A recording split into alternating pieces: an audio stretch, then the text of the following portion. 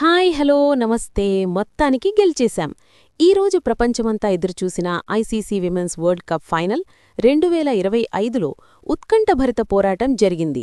ముంబైలోని డీవై పాటిల్ స్టేడియంలో భారత్ మరియు దక్షిణాఫ్రికా జట్లు ఫైనల్లో తలపడ్డాయి.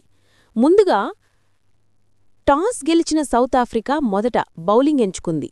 భారత జట్టు బ్యాటింగ్ మొదలుపెట్టగానే ప్రారంభ బ్యాటర్లు స్మృతి మంధన మరియు షెఫాలీ వర్మ జట్టుకి మంచి స్టార్టిచ్చారు.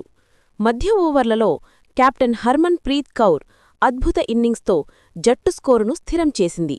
ఇన్నింగ్స్ చివర్లో దీప్తి శర్మ, రిచా ఘోష్ వేగంగా రన్ సాధించి భారత్ 220+ స్కోరు దిశగా తీసుకెళ్లారు.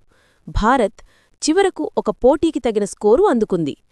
తరువాత చేసింగ్కి దిగిన సౌతాఫ్రికా ప్రారంభం నుంచే జాగ్రత్తగా ఆడింది.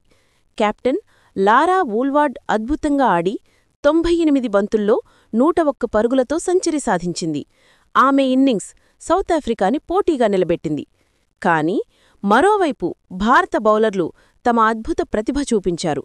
దీప్తి శర్మ 9.3 ఓవర్లలో కేవలం 39 పరుగులు ఇచ్చి 5 వికెట్లు పడగొట్టింది. ఇది final match turning point. Shafali Verma 2 వికెట్లు, శ్రీచరాని 1 వికెట్తో సహకరించారు. రేణుకా సింగ్, కృష్ణతీ గౌడ్